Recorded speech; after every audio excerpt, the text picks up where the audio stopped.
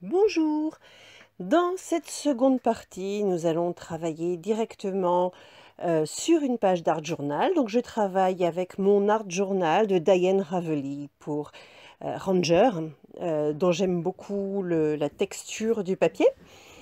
J'ai préparé mon fond dans un premier temps en passant une couche de gesso et en créant un dégradé des couleurs froides jusqu'aux couleurs chaudes pour créer un effet de yin et de yang. Pour rappeler la forme du yin et du yang, j'ai découpé des cercles dans mes fonds, dans les fonds que j'avais réalisés. Donc un petit peu de chaud, un petit peu de froid. Et je vais les ancrer pour faire ressortir les couleurs. Et là, vous allez voir que je vais travailler dans les couleurs opposées à celles qui dominent sur les cercles. Donc, par exemple, ici, ce petit cercle qui est en couleur très chaude, je vais l'ombrer avec du Mermaid Lagoon en encre distress, donc qui est un bleu très turquoise, très lagon. Et voyez comme ça fait ressortir l'ensemble. Donc pour toutes les couleurs chaudes, je vais procéder comme ça, pour tous les cercles chauds. Alors parfois quand la dominante de jaune est très importante, effectivement ça va tirer un petit peu vers le vert, mais ça n'est pas vraiment gênant. Pour ceux qui ont par contre une dominante plutôt froide, je vais travailler avec le Piquet Raspberry.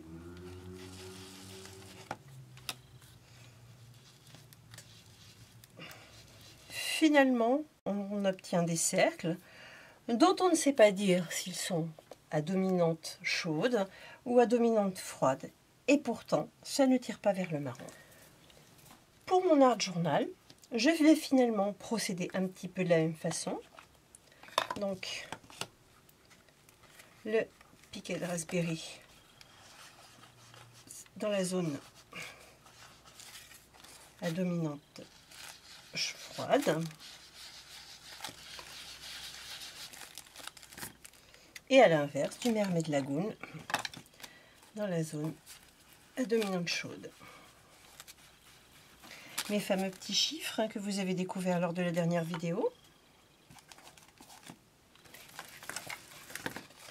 Et là, je vais commencer ma composition à partir de mes cercles. Mes cercles disposés, je vais pouvoir les coller.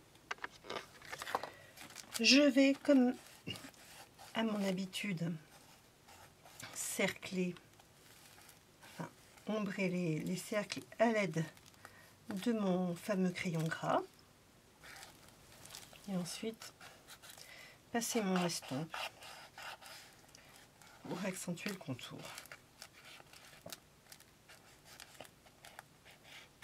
Je n'hésite pas à donner éventuellement un petit peu de texture. Les art printing pouvant servir également de tampon.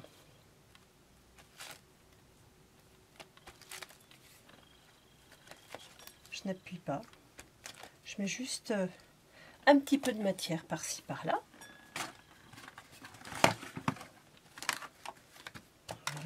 Je fais pareil avec le fuchsia. À noter toutefois que les art printing étant conçus pour la gel presse, les textes sont à l'envers. Ça n'a pas une très grande importance à mon sens. Je vais ombrer les bords en noir.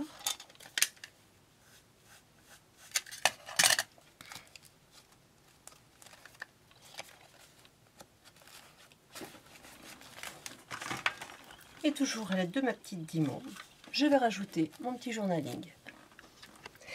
Et voilà, j'ai utilisé ma petite Dimo comme comme la dernière fois, pour mettre mon petit sentiment, ma petite citation, une citation de Paul Klee que j'aime énormément. Color is the place where our brain and the universe meet. La couleur est l'endroit où notre cerveau et l'univers se rencontrent. Merci beaucoup, à bientôt.